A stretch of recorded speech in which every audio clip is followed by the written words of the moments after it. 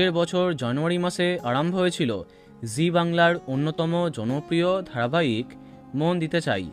Bangla talkies production এই প্রথমবার জি বাংলাতে তাদের ধারাবাহিক এনেছিল।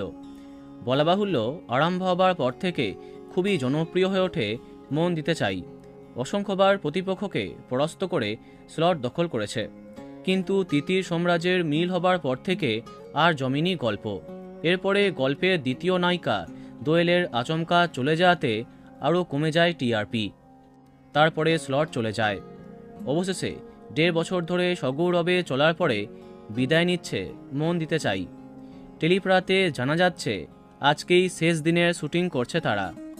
যেমনটা আগেই জানিয়েছিলাম, বাংলা টকিজ প্রোডাকশনের নতুন গল্প কে প্রথম কাছে এসেছি ধারাবাহিককে জায়গা দেবার জন্য শেষ হয়ে গেল তাদেরই আর এক ধারাবাহিক মন দিতে চাই।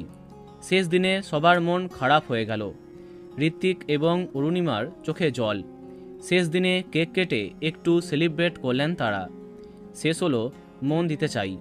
আগামী 24শে মে শেষ দিনের পর্ব দেখা যাবে। আর আগামী 27শে মে থেকে ওই সময় অষ্টমী বা অন্য ধারাবাহিককে দেখা যাবে। তো বন্ধুরা, কে কে মিস করবে কমেন্টে জানাতে পারো।